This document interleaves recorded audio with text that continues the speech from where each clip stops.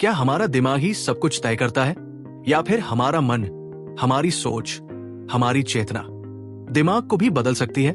हम में से कई लोग ये मानते हैं कि हमारा व्यवहार, हमारी आदतें और हमारे निर्णय सब कुछ दिमाग के न्यूरॉन्स और केमिकल्स पर निर्भर करता है। लेकिन क्या सच में ऐसा ही है? The mind and the brain नाम की ये क्रांतिकारी किताब, जिसे लिखा है न्यूरोसाइंटिस्ट जेफरी एम श्वार्ट्ज और साइंस लेखक शरोन बेगली ने, इस पुराने विश्वास को चुनौती देती है कि हमारा दिमाग ही सब कुछ है। ये किताब एक नई सोच पेश करती है। न्यूरोप्लास्टिसिटी यानी दिमाग को बदलने की ताकत हमारे पास है और इस बदलाव की कुंजी है हमारा मन। इस वीडियो में हम जानेंगे कि कैसे ओसीडी जैसे मानसिक विकारों को सिर्फ दवाई से नहीं बल्कि सोचने की प्रक्रिया को बदलकर भी ठीक किया जा सकता है। कैसे हमारे अंदर एक शक्ति है जो हमारे मस्तिष्क के पैटर्न को दोबारा लिख सकती है, और कैसे विज्ञान अब ये मानने लगा है कि मन यानी कॉन्शियस माइंड एक सक्रिय शक्ति है जो सिर्फ सोचता नहीं बल्कि बदलाव ला सकता है। अगर आप जानना चाहते हैं कि आपकी सोच आपकी आदतों और आपके जीवन पर कितनी गहराई से असर डालती है, तो ये वीडियो आपके लिए है। चलिए शुरू करते हैं the mind and the brain की इस अद्भुत यात्रा को, जो साइंस और आत्मचेतना की सीमाओं को तोड़ती है। Chapter 1, the biology of thought, विचारों की जीव वैज्ञानिक दुनिया। किताब का पहला अध्याय हमें एक ऐसे सवाल से रूबरू कराता है जो विज्ञान और दर्शन दोनों को वर्षों से परेशान करता आ रहा है। क्या हमारा मन, माइंड और हमारा दिमाग, ब्रेन एक ही चीज है या फिर दोनों अलग हैं? और क्या हमारा मन दिमाग को बदल सकता है? लेखक जेफरी श्वार्ट्ज शुरुआत में अपने एक मानसिक रोगी ओसीडी पेशेंट का उदाहरण देते हैं जिसे दवाइयों से कोई खास राहत नहीं मिल रही थी। श्वार्ट्ज ने उस मरीज को माइंडफुलनेस यानी सचेत ध्यान और खुद की सोच पर नजर रखने का एक तरीका सिखाया। आश्चर्यजनक रूप से कुछ ही हफ्तों में मरीज के दिमाग में बदलाव आने लगे, जिसे एमआरआई स्कैन द्वारा भी देखा गया। यहीं से शुरू होता है इस किताब का असली संदेश। मन दिमाग को बदल सकता है। अध्याय में बताया गया है कि कैसे पुरानी सोच, जिसे डिटर्मिनिज्म कहते हैं, ये मानती थी कि इंसान का व्यवहार पूरी तरह से दिमाग की न्यूरॉन एक्टिविटी और केमिकल्स पर आधारित होता है, यानी सब प्री डिटरमाइंड है। लेकिन श्वार्ट्ज और दूसरे वैज्ञानिकों के रिसर्च ये दिखाते हैं कि इंसान के पास फ्री विल यानी स्वतंत्र इच्छा भी होती है, जो वो अपने विचारों और फैसलों से प्रयोग कर सकता है। ये अध्याय न्यूरोप्लास्टिसिटी पर रोशनी डालता है, यानी दिमाग की वो क्षमता जिससे वो खुद को नया बना सकता है। और सबसे बड़ा रहस्य ये है कि इस बदलाव की शुरुआत सोच, थॉट से होती है। जब हम बार बार किसी विचार को दोहराते हैं या किसी विशेष तरीके से ध्यान लगाते हैं, तो हमारे दिमाग के न्यूरल कनेक्शन बदलते हैं। श्वार्ट्ज इसे कहते हैं डायरेक्टेड मेंटल फोर्स, यानी एक जागरूक मानसिक शक्ति जो दिमाग की वायरिंग को दोबारा गढ़ सकती है। इस अध्याय का संदेश स्पष्ट है, हम अपने दिमाग के गुलाम नहीं हैं। हमारे पास वो मानसिक शक्ति है जिससे हम अपनी आदतों, सोच और जीवन को गहराई से बदल सकते हैं।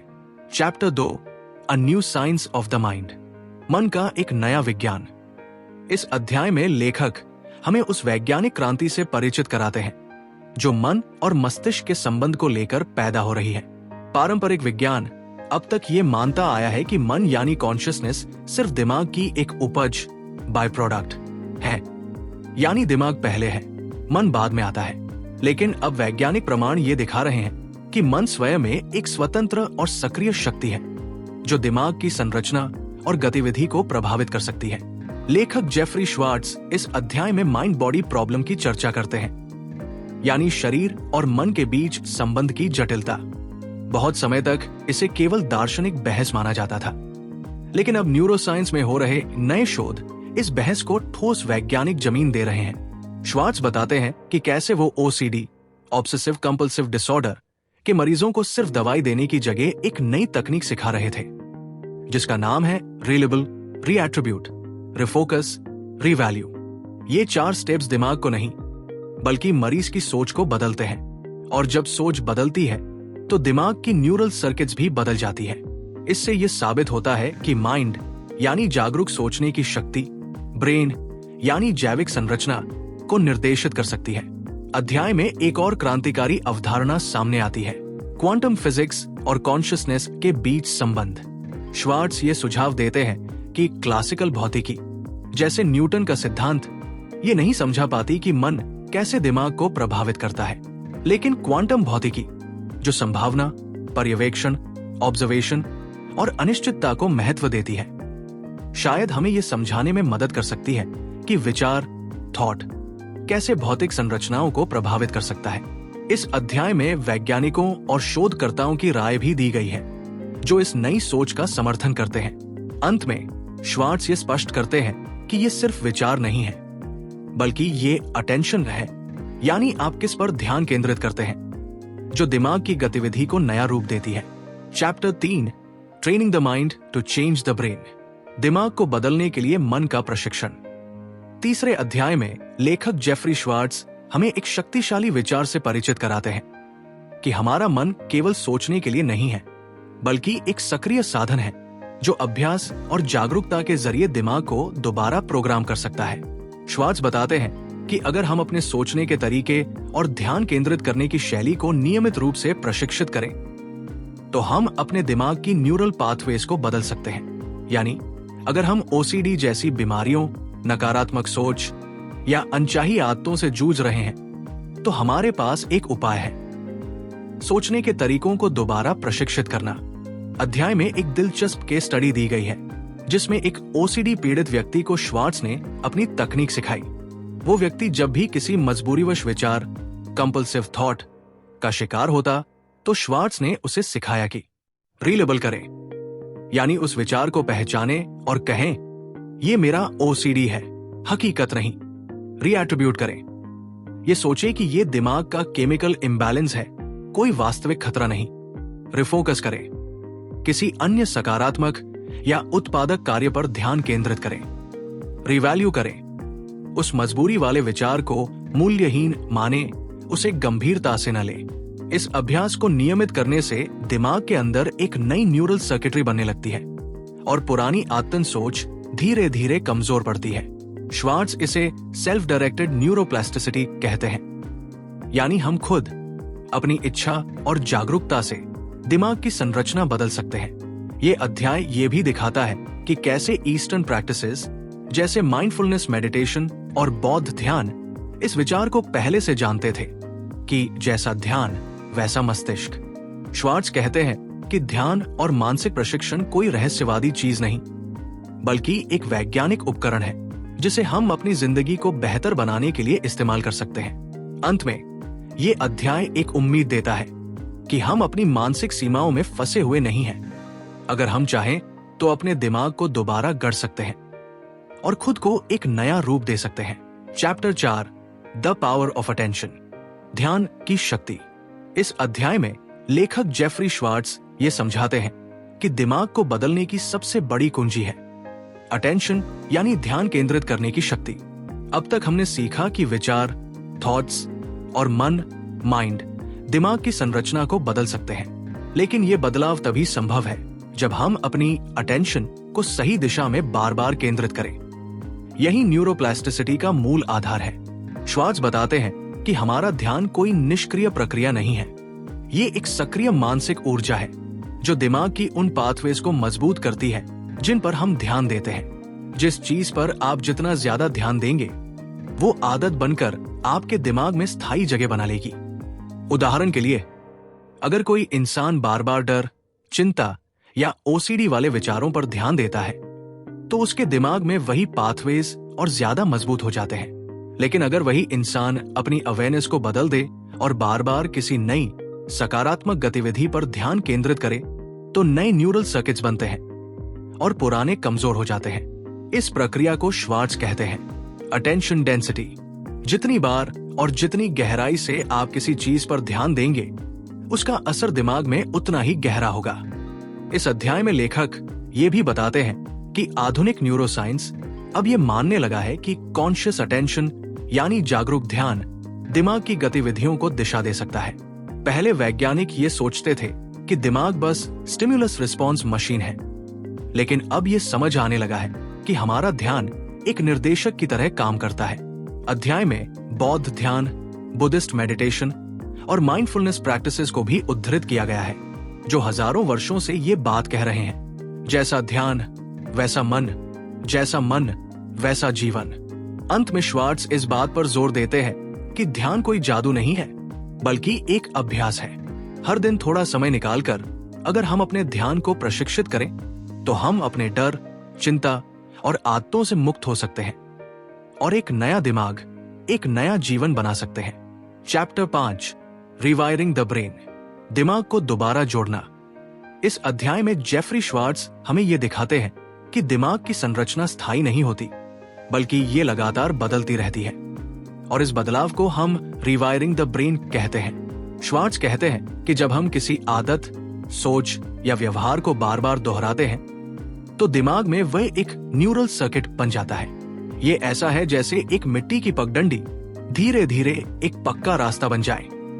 लेकिन अच्छी बात यह है कि यह रास्ता अगर नुकसानदेह है, जैसे चिंता, डर, ओसीडी, नकारात्मक सोच, तो हम नया रास्ता बना सकते हैं। कैसे? नए विचारों और कार्यों को बार बार दोहराकर। इस अध्याय में श्वार्ट्ज अपने प्रसिद्ध 4R तकनीक को और गहराई से समझाते हैं। 1. रीलेबल, मजबूरी वाले विचार को पहचानना और उसे असली सच से अलग करना। ये मेरी सोच है, हकीकत नहीं। 2. रीएट्रीब्यूट, इस विचार को दिमाग के एक गड़बड़ सिग्नल के रूप में देखना, न कि सच्चे खतरे के रूप में। 3. रिफोकस, 15 से 30 मिनट तक खुद को किसी उत्पादक काम में लगाना, जैसे टहलना, म्यूजिक सुनना या ध्यान लगाना। 4. रिवैल्यू, पुराने विचार को बेकार या असंगत समझना और उसकी ताकत को कम करना। ये 4 स्टेप्स बार बार अभ्यास से दिमाग में नए रास्ते बनाते हैं। श्वार्ट्ज बताते हैं कि MRI और न्यूरोसाइंस टूल से ये देखा गया है कि इस मानसिक प्रैक्टिस से ब्रेन सर्किट्स सचमुच बदलते हैं, खासकर वो हिस्से जो OCD और कंपल्सिव बिहेवियर से जुड़े होते हैं। ये अध्याय एक बहुत ही आश्वासन देने वाला विचार प्रस्तुत करता है। हम सिर्फ अपने दिमाग के शिकार नहीं हैं, हम उसके निर्माता भी हैं। श्वार्ट्ज ये भी समझाते हैं कि ये रिवायरिंग धीरे धीरे होती है, इसलिए धैर्य, निरंतरता और जागरूकता जरूरी है। ये कोई जादू नहीं, बल्कि वैज्ञानिक रूप से सिद्ध मानसिक अभ्यास है। अध्याय के अंत में लेखक ये जोर देते हैं कि ये प्रक्रिया सिर्फ OCD तक सीमित नहीं है। जो भी व्यक्ति आत्म सुधार, आदतों को बदलना या मानसिक मजबूती चाहता है, उसके लिए ये तकनीक बेहद उपयोगी है। Chapter 6, the quantum brain, quantum brain, चेतना की विज्ञान से मुलाकात। इस अध्याय में जेफरी श्वार्ट्ज और शरोन बेगली एक गहरी और विवादित परंतु रोमांचक अवधारणा पेश करते हैं कि दिमाग को समझने के लिए सिर्फ न्यूरोसाइंस नहीं, बल्कि क्वांटम फिजिक्स की मदद भी जरूरी है। श्वार्ट्ज ये सवाल उठाते हैं, अगर हमारा मन दिमाग को बदल सकता है तो वो कैसे करता है? आखिर विचार, थॉट, जो कोई ठोस भौतिक वस्तु नहीं है, कैसे एक जैविक अंग ब्रेन को प्रभावित कर सकता है? इसी सवाल का उत्तर वे खोजते हैं क्वांटम सिद्धांतों में। क्वांटम भौतिकी और चेतना का संबंध। इस अध्याय में बताया गया है कि पारंपरिक न्यूरोसाइंस मानती है कि दिमाग एक मशीन की तरह काम करता है।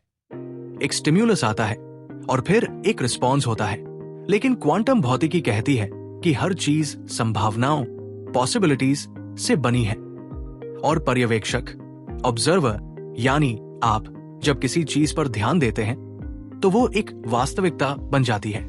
श्वार्ट्ज का मानना है कि मन वही पर्यवेक्षक है। जब हम किसी विचार पर ध्यान देते हैं तो हम पॉसिबिलिटी को रियलिटी हमें बदलते हैं और यही प्रक्रिया हमारे दिमाग को रीवायरिंग करती है। Dilemma of free will versus determinism. ये अध्याय एक गहरी बहस भी उठाता है। क्या हम सच में फ्री विल, स्वतंत्र इच्छा रखते हैं, या हम सिर्फ दिमाग की बायोलॉजिकल मशीनरी से नियंत्रित हैं? श्वार्ट्ज कहते हैं कि क्वांटम सिद्धांत ये संभावनाएं खोलता है कि मन स्वतंत्र है और वह दिमाग को प्रभावित कर सकता है, यानी हम नियति के गुलाम नहीं हैं। मुख्य संदेश, दिमाग एक स्थिर मशीन नहीं, बल्कि एक संभावनाओं से भरा सिस्टम है। हमारा ध्यान, अटेंशन और मन, माइंड, क्वांटम निर्णयकर्ता की तरह काम करता है। विज्ञान अब ये मानने लगा है कि मन केवल सोचने वाला नहीं, बदलाव लाने वाला भी है।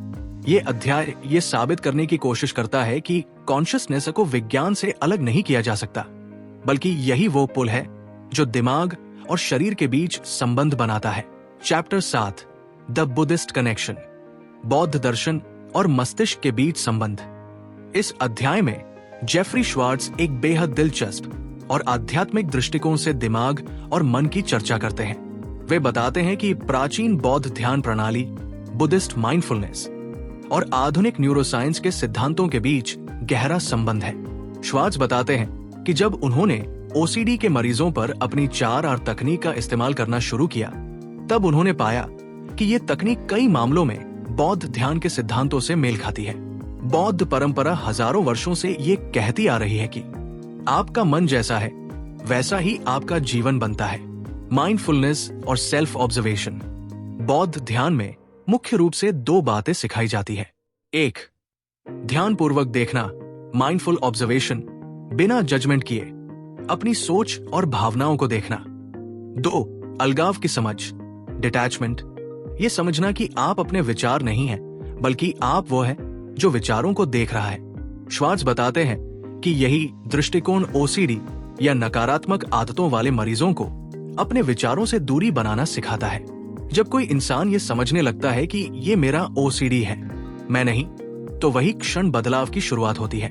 डोर्सोलेटरल प्रीफ्रंटल कॉर्टेक्स की भूमिका। न्यूरोसाइंस की भाषा में श्वार्ट्ज बताते हैं कि जब हम ध्यानपूर्वक किसी विचार को देखते हैं और खुद को उसमें फंसने नहीं देते, तो हमारे दिमाग का प्रीफ्रंटल कॉर्टेक्स सक्रिय हो जाता है। ये हिस्सा हमारी सोचने की शक्ति, विवेक और निर्णय क्षमता से जुड़ा है। ध्यान, माइंडफुलनेस इसे मजबूत करता है और हमारे ऑटो पायलट बिहेवियर को धीमा करके हमें जागरूक प्रतिक्रियाएं देना सिखाता है। विज्ञान और अध्यात्म का संगम। श्वार्ट्ज इस अध्याय में ये स्पष्ट करते हैं कि बौद्ध ध्यान कोई धार्मिक अभ्यास नहीं, बल्कि एक वैज्ञानिक मानसिक तकनीक है। यह ध्यान जागरूकता और सोच की शक्ति को बढ़ाता है, जिससे दिमाग खुद को दोबारा आकार देने लगता है। अंतिम संदेश। बौद्ध ध्यान मस्तिष्क को बदलने की चाबी हो सकता है। सेल्फ अवेयरनेस यानी स्वजागरूकता ही असली बदलाव की जड़ है। विज्ञान अब उस रास्ते पर चल रहा है जिसे संत और ध्यान योगी सदियों से जानते थे। चैप्टर 8, द राइट स्टफ, सही मानसिक दृष्टिकोण परिवर्तन की असली कुंजी। इस अध्याय में जेफरी श्वार्ट्ज उस मानसिक दृष्टिकोण की बात करते हैं जो किसी भी व्यक्ति को न सिर्फ अपनी मानसिक समस्याओं से उबरने में मदद करता है, बल्कि उसे जागरूक, स्थिर और मजबूत व्यक्तित्व में भी बदल देता है। मानसिक स्थिति बनाम मानसिक बीमारी। श्वार्ट्ज बताते हैं कि ओसीडी जैसी बीमारियां केवल न्यूरोकेमिकल समस्याएं नहीं होती, बल्कि ये विचारों के प्रति हमारी प्रतिक्रिया से भी जुड़ी होती है। इस अध्याय में वो बताते हैं कि कई ओसीडी मरीज तब बेहतर हुए जब उन्होंने अपने विचारों को दबाने की जगह उन्हें नए नजरिए से देखना सीखा। यहाँ श्वार्ट्ज फिर से जोर देते हैं कि सिर्फ दवाइयां काफी नहीं होती। राइट मेंटल एटीट्यूड यानी सही मानसिक सोच, जैसे कि आत्म जागरूकता, आत्मानुशासन और विचारों को चुनौती देना असली परिवर्तन लाती है। आत्मानुशासन और स्वयं निर्देशन। ये अध्याय बताता है कि जो व्यक्ति अपने विचारों को पहचान कर उन्हें नए रास्ते पर मोड़ सकता है, वही असल में रिवायरिंग द ब्रेन की प्रक्रिया में सफल होता है। श्वार्ट्ज इसे कहते हैं self directed neuroplasticity with the right mindset, यानी सही सोच के साथ आप अपने दिमाग को अपनी मर्जी से ढाल सकते हैं। 3 मुख्य मानसिक सिद्धांत। 1, धैर्य, पेशेंस, दिमाग की आदतें जल्दी नहीं बदलती, समय चाहिए। 2, लगातार अभ्यास, कंसिस्टेंसी, बार बार सही प्रतिक्रिया देना जरूरी है। 3, आत्मकरुणा, सेल्फ कंपैशन, खुद को दोष देने के बजाय समझने की भावना रखें। इस अध्याय में यह भी बताया गया है कि जब मरीजों को यह समझाया गया कि उनकी परेशानी उनकी गलती नहीं है, बल्कि उनके सोचने के पुराने पैटर्न की वजह से है, तो उनमें आत्मबल आया और सुधार तेज हुआ। ये अध्याय हमें ये सिखाता है कि मन के बदलने की प्रक्रिया में मानसिक दृष्टिकोण सबसे महत्वपूर्ण भूमिका निभाता है। सिर्फ टेक्निक या थेरेपी नहीं, बल्कि एक साहसी, दयालु और जागरूक सोच ही दिमाग को पुनर्निर्मित कर सकती है। Chapter 9, the role of belief, विश्वास की भूमिका, मन को बदलने की अदृश्य शक्ति। इस अध्याय में जेफरी श्वार्ट्ज एक बेहद महत्वपूर्ण और गहरे विषय को उठाते हैं कि हमारा विश्वास, बिलीफ ही वो मूल शक्ति है जो हमारे दिमाग को बदलने की प्रक्रिया को दिशा और ताकत देता है। अब तक हम जान चुके हैं कि हमारा ध्यान, अटेंशन, मानसिक अनुशासन, मेंटल डिसिप्लिन और आत्म जागरूकता, सेल्फ अवेयरनेस दिमाग को दोबारा प्रोग्राम कर सकती है। लेकिन श्वार्ट्ज कहते हैं कि इन सभी तकनीकों के पीछे जो ईंधन काम करता है वो है आस्था, यानी कि विश्वास। विश्वास विज्ञान या भावना? श्वार्ट्ज ये बताते हैं कि बिलीफ कोई सिर्फ भावनात्मक चीज नहीं है, बल्कि ये दिमाग में न्यूरोलॉजिकल परिवर्तन लाने वाली एक सक्रिय मानसिक शक्ति है। जब कोई व्यक्ति किसी विचार या प्रक्रिया पर विश्वास करता है, चाहे वो उपचार हो, ध्यान हो या जीवन शैली में बदलाव, तो उसके दिमाग में वो विचार गहराई से उतरता है। विश्वास अटेंशन को मजबूत करता है, और जब अटेंशन गहरा होता है तब न्यूरोप्लास्टिसिटी की प्रक्रिया तेज हो जाती है। ध्यान और विश्वास का तालमेल। इस अध्याय में श्वार्ट्ज ये दिखाते हैं कि जिन ओसीडी मरीजों को माइंडफुलनेस सिखाया गया और उन्होंने उसमें आस्था दिखाई, उन्होंने आश्चर्यजनक सुधार किया। उनका विश्वास सिर्फ प्रक्रिया में नहीं था, बल्कि खुद को बदलने की अपनी क्षमता में था। जब मन ये मान लेता है कि मैं बदल सकता हूं, तो वही विश्वास पूरे शरीर और मस्तिष्क को उस दिशा में कार्य करने का संकेत देता है। गलत विश्वास बनाम सही विश्वास। श्वार्ट्ज ये भी चेतावनी देते हैं कि गलत विश्वास, जैसे मैं कभी नहीं बदल सकता या मेरे विचार ही मेरी सच्चाई है, दिमाग में नकारात्मक पाथवेज को और मजबूत करते हैं। इसलिए सकारात्मक, यथार्थ और जागरूक विश्वासों को विकसित करना मानसिक विकास के लिए जरूरी है। Belief is not blind faith. ये जागरूक निर्णय है कि आप बदलाव को स्वीकार करते हैं। मन और दिमाग के बीच पुल बनता है विश्वास के माध्यम से। जब आप खुद पर और अपनी मानसिक शक्ति पर यकीन करते हैं, तो आप दिमाग की सीमाओं को पार कर सकते हैं। Chapter 10, the life changing power of mind. मन की जीवन बदलने वाली शक्ति। ये अंतिम अध्याय एक प्रेरणादायक और आशावादी संदेश के साथ समाप्त होता है कि हमारा मन, माइंड, न केवल विचार करता है, बल्कि हमारी जिंदगी की दिशा भी बदल सकता है। जेफरी श्वार्ट्ज इस अध्याय में अब तक के सभी सिद्धांतों और अनुभवों को समेटते हुए ये दिखाते हैं कि जब हम अपने माइंड को प्रशिक्षित करते हैं, यानी ध्यान, अटेंशन, जागरूकता, अवेयरनेस और विश्वास, बिलीफ के जरिए, तो हम अपने ब्रेन को दोबारा डिजाइन कर सकते हैं और इसके साथ ही अपनी आदतों, प्रतिक्रियाओं और पूरे जीवन को बदल सकते हैं। पुनरावृत्ति और आत्म जागरूकता की शक्ति। श्वार्ट्ज फिर से ये बात दोहराते हैं कि दिमाग बदलने की प्रक्रिया एक बार में नहीं होती। ये एक धीमी लेकिन स्थायी प्रक्रिया है, जिसमें सेल्फ अवेयरनेस और बार बार प्रयास करना जरूरी है। वो कहते हैं कि जब कोई व्यक्ति ओसीडी, चिंता या किसी अन्य मानसिक समस्या से जूझता है, तब सबसे बड़ी बाधा ये नहीं होती कि उसका दिमाग खराब है, बल्कि ये होती है कि वो खुद को उस दिमाग का गुलाम मान लेता है। इस किताब का सबसे बड़ा संदेश है, आप अपने दिमाग नहीं है, आप उससे ऊपर हैं। और जब ये समझ विकसित हो जाती है, तो वही क्षण होता है जब परिवर्तन शुरू होता है। Mind over brain.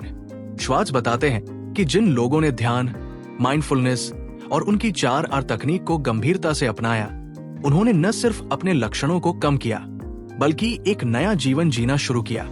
उनमें आत्मविश्वास बढ़ा, सोच साफ हुई और प्रतिक्रियाएं पहले से ज्यादा नियंत्रित और सकारात्मक हो गई। ये अध्याय ये भी स्पष्ट करता है कि ये प्रक्रिया सिर्फ मानसिक रोगों के लिए नहीं है, बल्कि हर उस इंसान के लिए है जो खुद को सुधारना, अपने अंदर गहराई से बदलाव लाना और ज्यादा संतुलित जीवन जीना चाहता है। माइंड एक टूल नहीं, एक शक्ति है। आप अपने मस्तिष्क को दिशा दे सकते हैं, भय, आदतों और सीमाओं के पार ले जाकर। असली बदलाव बाहर नहीं, भीतर से शुरू होता है। ये अध्याय एक आह्वान है कि अब समय आ गया है कि हम अपने मन की शक्ति को पहचानें, उसे प्रशिक्षित करें और उसके जरिए अपने जीवन की कहानी को दोबारा लिखें। तो दोस्तों, the mind and the brain हमें ये सिखाती है कि हम अपने दिमाग के गुलाम नहीं हैं, बल्कि हम अपने मन की शक्ति से उसे नए सिरे से गढ़ सकते हैं। हमारे विचार, हमारा ध्यान, हमारा विश्वास, ये सब मिलकर हमारे मस्तिष्क की संरचना को बदल सकते हैं।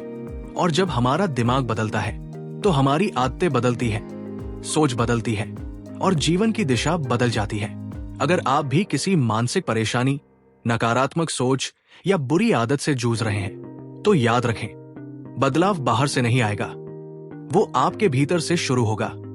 इस वीडियो का सबसे बड़ा संदेश यही है, जागरूक सोच से आप अपना जीवन दोबारा लिख सकते हैं। अगर आपको यह वीडियो पसंद आया हो तो इसे लाइक करें। कमेंट में बताइए कि आपको कौन सा चैप्टर सबसे ज्यादा प्रेरणादायक लगा, और ऐसे ही ज्ञानवर्धक वीडियो के लिए चैनल को सब्सक्राइब करना न भूलें। धन्यवाद दोस्तों, मिलते हैं अगली वीडियो में एक और जीवन बदल देने वाली किताब के साथ।